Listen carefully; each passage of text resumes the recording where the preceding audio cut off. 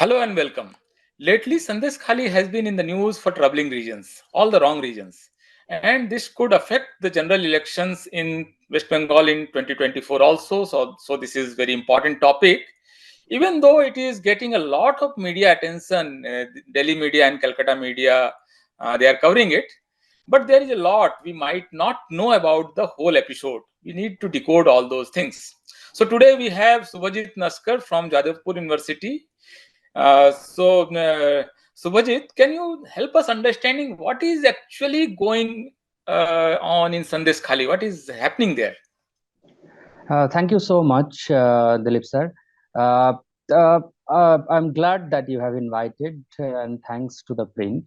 I think that, and I'm sure you are also a bit aware of the fact that because you also have tweeted about. So Sandeshkhali started making headlines quite late, I would say, because if you look at the whole chronology, quote unquote chronology of the events, there is a series of exposure of the scams that is happening in West Bengal, where the sitting ministers are landing in jail after the ED inquiry, Enforcement Directorate inquiry, and CBI inquiry. So the latest scam that is in the eruption is the a multi-million dollar, or let's say multi-crore ration scam, the ration scam as we call it.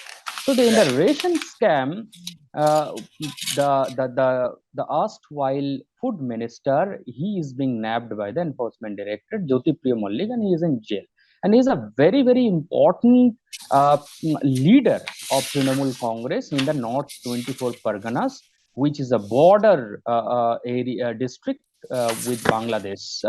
So Jyotipriya Mallik has been identified by ED as a very important face of this scam, and then they started going further the with the exposure of the scam. So in that process, they went one fine morning. They went to this to Sandeshkhali, under which is within the North 24 Parganas district. So Sandeshkhali is a small village. It's also a legislative constituency itself, and which is very importantly scheduled tribe reserved. So in this assembly constituency, in the Sandeshkhali area, the ED went to find a man called Sheikh Shahjahan. Sheikh Shahjahan, in the morning, Sheikh Shahjahan's men, as they call it. So they attacked on the ED officials, and other officials came for the investigation. And subsequently, from that onwards, when the story started breaking and started capturing the political landscape of West Bengal, the Sheikh Shahjahan started absconding from that morning itself, because he was fearing arrest in that ration scam. So Sheikh Shahjahan is one person who was a very big, what should I say? He was leading or running a semi-kingdom kind of thing in that Sandeshkhali area, with the help of course, the TMC Yeah. big person, right? So now the point that I'm trying to make is shortly that after that, when Sheikh Sajan and their men, they started coming in the broader picture of the media and became a everyday talk. So the Sandeshkhali village gathered some courage. The poor Sandeshkhali villagers, and by the way, which is predominantly lived by the scheduled caste, scheduled tribes, and some of the other backward classes people.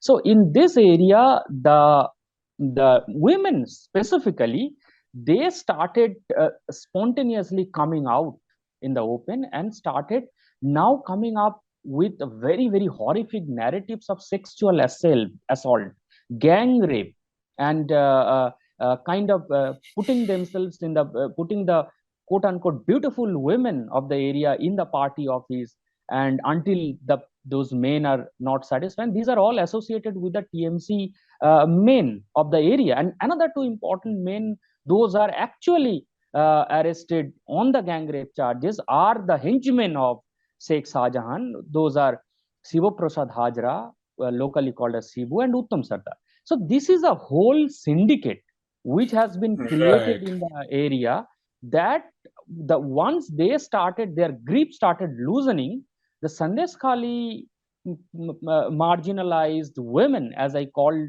it in the print article you have seen. Yeah, So they gathered so some. much. My second question is also related to that. You have written a very important piece that appeared in the print, and actually, the problem is we often hear that the trouble in Sandeshkhali is just a fight between BJP and TMC. It's a binary sort of thing. Two parties are sorting it out between themselves. Actually, what do you think about it? How you uh, can you tell us more? What is the actual situation there? Is it only political, or there is sociological aspect to it? Tell us something more about it. Okay, Sandesh Khali's uprising, as I call it, has to be also, as we have importantly raised the point of sociological aspect, has to be looked through the sociological anti-caste imagination, as I call it. So, because the Sandesh Khali, as you have been saying, except this article, none of the article written by Yes, mostly the upper caste that is uh, true. media and media writers, and some of the academicians, and some of the broader social media Twitterati and Facebookiers and others. So they have very very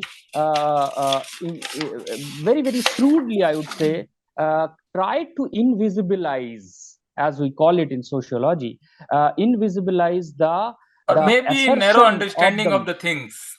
Yes, yes, the assertion of the margin. So, and you there is a history to it, and you have the biggest Dalit massacre in Bengal, Marijhapi, in the late 70s. Uh, all the Dalit refugees, they have been mercilessly killed and gang raped, but these have been silenced in the history as something like Only some two hero. columns in Ananda Bazar Patrika. Yes, and some of All the marriage happy was covered yes, like that. and only one prominent narrative has been written by the Jogendrath Mandal's son, Jagadish Chandra Mandal, in a very big way. But the point that I'm trying to arrive is that before that there was Singur, that there was a Nandigram. So some of the columns, they tried to associate Sandesh Khali uprising with Singur and Nandigram. But I would differ with them on Sandesh Khali, or maybe in the case of Marit Japi, that these are purely associated with the Yeah. anti-caste kind of premise, because as I told you, that most of the people, according to the 2011 census, more than 60% of the people in the Sandesh Khali assembly area are from the scheduled caste and scheduled tribe. The Mandals, the Naskars, the Gains, the Mundas, the tribal Mundas, they live there predominantly. But if you look, if you read later on, someday there will be a Savarna, a Brahman, Bengali academic will go to the area and try to find that how this actually the BJP was brewing its politics in Sandesh Khali, and that's how the uprising happened. So, but So we none of those. may see a book on this written by some Bhadralok Yeah, intellectuals and making sure. money out of it, maybe. And that's how they have created a epistemological patronage, as Professor Gopal Guru calls it.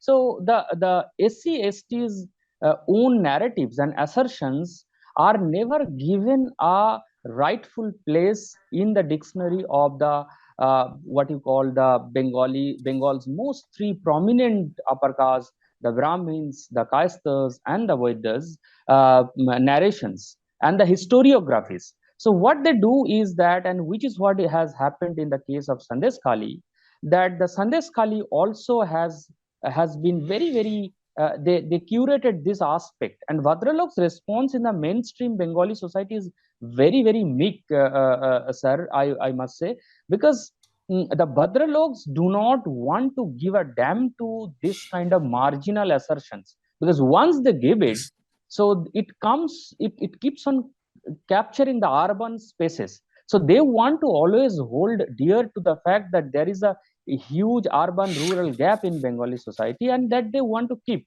And that's how the Bengali society has become casteless. So casteless Bengal is not is a narrative created by none but this upper caste Brahmin, Boidyo, Kaisto academicians and the media folks. So this helps them basically so that they can keep the hierarchy intact in the Bengali society, Yes. and that reflects in, if you look at the Bengali politics, if you look at the Bengali culture, if you look at the Bengal's academia, it's the it's that kind of discourse that dominates, which looks at the Bengal's SC/ST just for the sake of research through a Brahminical Savarna gauge. Right. So, my next question will be, can you tell us more about the historical context? Because we are talking a lot about what is happening, and you have actually given us some historical context from Marichapu and all that. So, can you take us to a journey in time? How and why this marginalization or silencing is happening, and how this whole space of discourse and debates are dominated by a small section of dominant people. So, tell us something about that, and also in the context of art, culture, and media, how this domination works in West Bengal. So I have, in fact, reviewed a book uh, in the last year, which is written a very important book. I felt written by Sumanto Banerjee, and which is not that much in the mainstream, like other books of other Bandopadhyayas, the popular upper caste written books. So it's a book which basically unravels the Bengali identity, written by Sumanta Banerjee, and it talks about subnationalism and nationalism in 19th century Bengal. So the Sumanta Banerjee takes us through that century and tells us that how there has always been, in fact, a collaboration of the Bengali upper caste, especially the Brahmins, with the Muslim rulers, and in fact with the Britishers. So and that's how they have always kind of kept their hegemony uh, go on and on. So this is one time when in the later part there is a very important figure called Jogendranath Mandal arrives in the picture, who tries to give a new political aspect to the whole discourse that was going on in Bengal. So he is the person I felt and who has been invisibilized in Bengali society and in the Indian historiography for various reasons. So we'll maybe discuss some other day. But Jogendrath Mandal, who is popularly or dearly called by his followers as Mahapran, the great soul. So Mahapran is a person who tried to kind of give a try to confront with this Brahmin Muslim collaboration in the late 19th century and onwards. So what has happened is that Bengali upper castes, when they were collaborating with the British Raj and later on with so many of uh, Muslim rulers like Fazlul Haq government, Najimuddin government, and so on.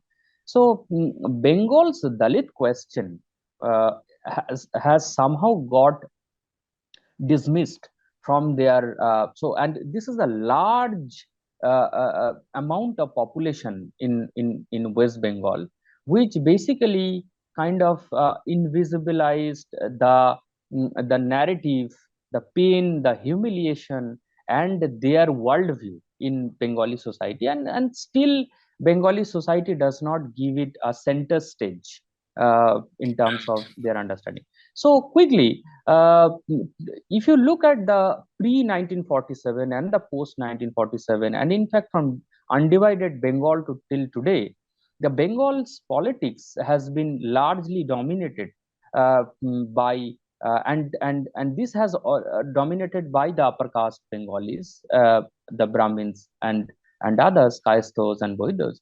But Bengali, whatever little had happened, that had happened during the as long as Jogendranath Mandal was there. And then when he left for Pakistan and joined Muslim League, and subsequently he came back and he tried to again restart the movement. But then somehow this Bengali upper caste, they never gave him that space. They never wanted to give him the space to Right. restart the anti-caste politics that he was envisioning. So since that never happened, Bengal has never seen a chief minister, a Dalit chief minister, or an Adivasi chief minister, despite being a very important anti-caste and Dalit land, as I call it. So, Yeah. and that is how politically these three important upper caste Bengalis communities, they started capturing the Bengal's politics, Bengal's culture, Bengal's sociological narratives, and whatever anthropological understanding that they give, it is from their own lens. So, Right. lastly, the Bengal that we see today, West Bengal, that goes again, as you have rightly asked, goes back to the history of the partition and the undivided Bengal. And since that history has never been there has been a rupture, or I would say there is a disruption, major disruption. So we are, as I call it, living in a post Jogendranath Mandal phase of Bengali politics, Bengal's history. And that is why we have very negligent representation, thanks to the political representation that is there. But since there is no anti-caste assertion, that has not happened from the margin, and since the long left rule has captured, has subsumed the anti-caste assertion or the anti-casteness through their upper caste Marxian understanding of class, which through which they see that Bengal, as you remember, during the Mandal Commission, Jyoti Basu said, "No, we don't have caste in West Bengal," and so on.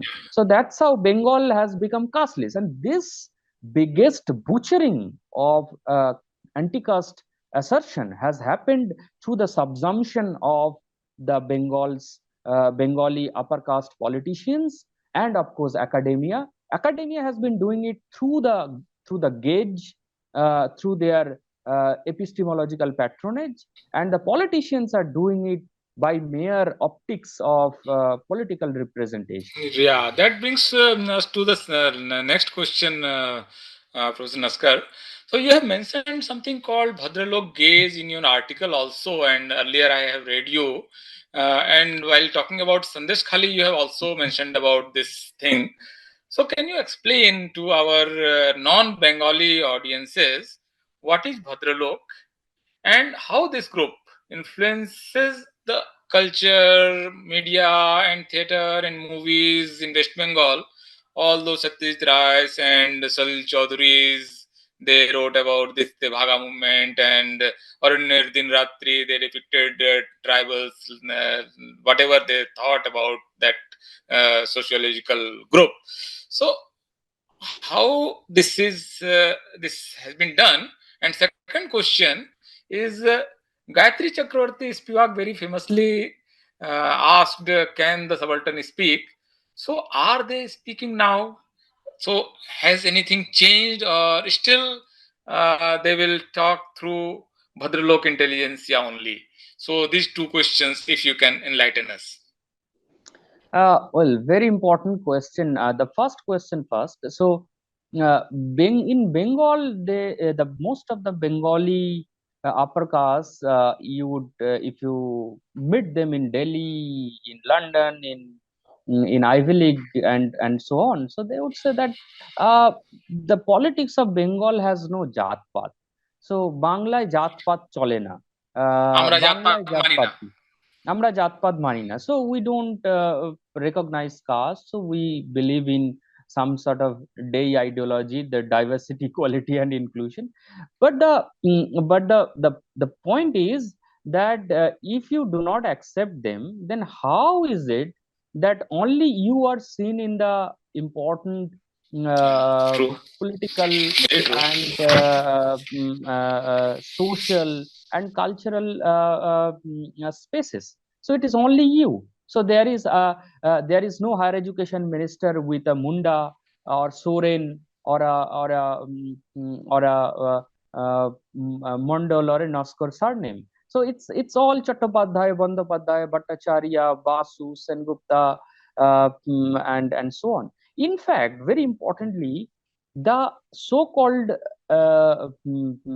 anti-imperial, or they call the anti-bourgeois movement, whether it's a Naxalbari movement, Devagha movement, in all of these cases, it is the upper caste, they would be the leaders.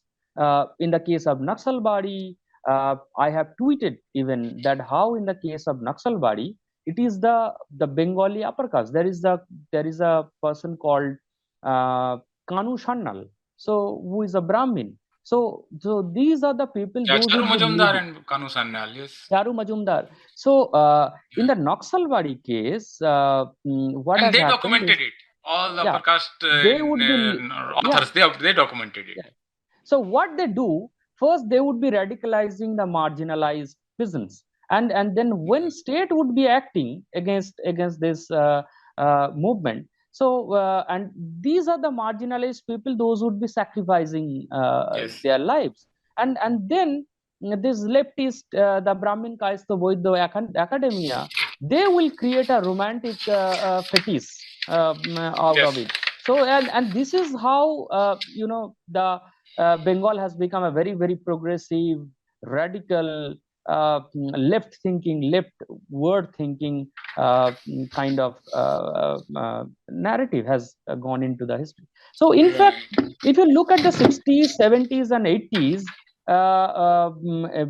Bengali upper caste students, the Brahmin students, Vaidya students, Kaistu students, in the universities like Jadavpur, where I teach, and Presidency, two most prominent universities of West Bengal, they would be they, they will be discussing Vietnam, they would be discussing Mao, Lenin, Cuba. They would be saying "Duniyar Mozdur Ek Hao," uh, Yeah. mm, and so on. So you can understand and so on. Right. So they create discussion clubs. So they, for them, the upper caste, for the upper caste Bengalis, this Dalit and marginalized dead bodies become very, very important topics for the book projects and seminar titles and so on. Movie making. And in and movies also, whether it's Satyajit Ray or Ritik Ghatok and so on, there is a whole history. But you wouldn't give the representation, and through which they have come to a kind of conclusion through lately through somebody called Gayatri Chakraborty Spivak, that the can subaltern speaks. You didn't allow them to speak up, and you You did ask the not. question and then Uh, write hmm, your own thesis. in fact, How they if will you speak. in You're fact, grabbing all the spaces. uh, mm, in the case of Chuni Kotal's institutionalized murder, a very important academy, and she comes from the erstwhile criminal tribe, the Lodha Savar tribe, and she was harassed by constantly harassed by a Chakraborty Brahman professor of Vidyasagar University, and nobody basically. And you don't know that history. What you know a little bit, that is through Mahasata Devi, who is again a very, very upper caste person with a lot of caste privilege and social capital. So, and Chuni Kotal's own narrative, and so there is no gauge on that Chakraborty professor, that Brahmin professor, that how they. But Bengal, whosoever is being worshipped in Bengal as a very, very progressive, whether it's Ram Mohan Roy, whether it's Vidyasagar, whether it's Bankim Chandra, whether it's Surendranath Banerjee, whether it's Sama Prasad Mukherjee, and so on, none of them have announced a war on the caste hierarchy. None of them were against the Varna system. But on the other hand, all of them were on the position that Varna system is okay. So, in fact, Ram Mohan Rai, he never challenged. Tapon Rai Chaudhary, Oxford academic, he writes about it that Ram Mohan was very progressive and he was against sati and all. But he never challenged his own kith and kin, the Yeah. Brahmins, which is a very, very evil mechanism which so Ram Mohan never did it. Vidyasagar, who Isa Chando Bandyopadhyay is the real name, who became Vidyasagar, the ocean of what you call knowledge. Knowledge. That's how Bengals romanticize it. So Isa Chando Bandyopadhyay writes a letter to a principal of a very, very prominent college in at the heart of Kolkata during his time, and he writes that why some of these hostels should not be allowed for the lower castes. And this is Mhm. the history of these people. Bankim Chandra Chattopadhyay, Has if this been you, documented, sir? yeah, it is documented. It's there. The All letter right. is there with me. Bankim Chandra Chattopadhyay is another person who I call has single-handedly promoted polite Brahminism in Bengal, West Bengal. So, and that's how Bengali Brahmins, if you talk to them, you would see very, very politely they will be telling everything, which is what I call Bhadralok politeness by taking a cue Yeah, from you have coined this term, and this has become yeah. quite popular. Bhadralok So, politeness. by taking a cue from our prominent sociologist, Professor Suryakant Wagmore of IIT Mumbai, he called Hindu politeness. So, Mm. I have coined that term Bhadralok politeness, and I said that this Bhadralok politeness is killing and kind of suppressing and dominating the margins assertions, and they are not letting the margins assertions to be spoken through the margin itself. And that's Yes, how it is very none true. of there is a huge history, like there is Jogendranath Mandal, there is Rashid Lal Vishwas, there is Harichand Thakur, Guru Chand Thakur, Yes. there is Panchanan Burma, and so on. There is a huge fleet of this people, Bholanath Biswas, and so on, but none of them in fact left had a very important minister from the Dalit who community is a Kanti Biswas, who's a school education Yes. minister, firstly and lastly, and never ever anyone. But when he was nominated for that post, Kanti Viswas in his own Bengali book wrote that how the entire so many Bengali upper castes wrote to the party office of Bengali CPIM state headquarters that how come Mm. Namasudro Charal can become the education minister? Oh, oh, Namasudra আমাদেরকে education শেখাবে. So like oh. that, Kanti Biswas very, very sadly writes it. He actually And wrote. yeah, he wrote it. I have that Oh. book and he wrote it. No, And they wrote these letters. yeah, they wrote these letters to the headquarters, CPIM state headquarters, Alimuddin state, that how Oh, come this man, Kanti Biswas himself writes this in his book, uh, that how and how horrible, can you horrible. say that this can be? And later on, Upendranath Biswas, another important person who worked with Mahaprant Jogendranath Mandal, and Upendranath Biswas, he's still alive and told me that in fact this he used to get elected from this North 24 Parganas area where he was Mm. trying to build some of the Ambedkar model school and so on. But these are the TMC people. Later on, he accuses them that because of them, he was defeated in the next election, even though TMC swept, but he was defeated Mm-hmm. because he is the person who was constantly trying to create a space for the Bengali lower Right, caste as a backward right. classes minister. Yeah. So my next question, rather my last question, be, what do you think that what will happen in Sandeshkhali next? Do you think that there will be some positive changes in West Bengal? Will this provide any trigger? Will this be a departure or something called rupture in the way West Bengal is working or functioning or whatever? So, what do you see? I wouldn't hesitate to say that I don't see that this would as a social assertion, because already it's been appropriated by, because you would see that only one article has appeared, and that is written by me and one of my PhD scholar. So this is the only article that tried to intervene and confront the ongoing narrative about So it Sandeshkhali, will which not be was documented as subaltern assertion, you are saying, no, right? it will not be as it will not be documented as a marginalized assertion, but it will go down to the history, and that will be done by the upper caste academicians and so on, Political politicians, slugfest or something like some that, kind of maybe. political slugfest. There was Maybe some BJP wanted to, communal overtone will be there, yeah, but not the social yes, aspect or sociological uh, categories fighting with yes, each other for yeah, assertion and all yeah. that. That will not happen. Of Because obviously, because they do not want margin to be assertive, because if the margin is asserting themselves, the Bengal's political landscape will also go through some kind of transformation.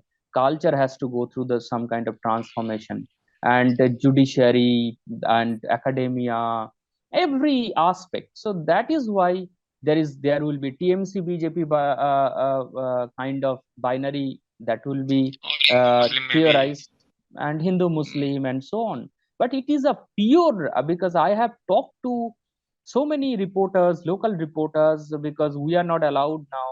Those have gone and did stories from their life stories for Bengali news channels, and they said, "Sir, that you won't believe that there was a 34 years of left rule in that area, more than 34 years, and then there is close to a decade a TMC rule, and nothing has changed. If you look at the road, I have posted some of the Yeah, roads yeah. pictures that I've seen that. it's, yeah, So and actually, no development actually took place there. It's yeah, and these are all secular governments. secular governments have not done that. And in fact, a very important aspect towards the end, I would say that the last CPIM MLA from that area, a man called Nirapado Sardar, who was even very recently, it has come out, and did not, of course, catch many of our attention. But Nirapado Sardar, as an MLA of Sandeshkhali, he comes from Munda tribe, and he tried to raise the point of land grabbing in that area, that lands are getting grabbed, and some kind of agricultural lands are getting transferred into fisheries and so on, so on. But that was not even allowed to be discussed by the speaker. Nirapada Sardar came out from the jail, recently arrested by the TMC government, and he said, but remember that Nirapada Sardar, when he raised this, why did in fact left front government not create a Exactly. huge hue and cry? You talk about the working class. Let's say they are not Dalits and Adivasi, but they are working class. Why you have not hit the streets of Kolkata for this working Right. class? Those their lands are getting grabbed, and this is not a new phenomena. This has been happening. There, Sheikh Shahjahan is a new face in the new glass. It's a old wine in the new bottle. The point is that Bengal's progressive history has been written and documented by the Bengali upper castes as a very progressive, exceptional kind of state, and there is a whole narrative goes what Bengal thinks today, uh, the rest of the country thinks tomorrow.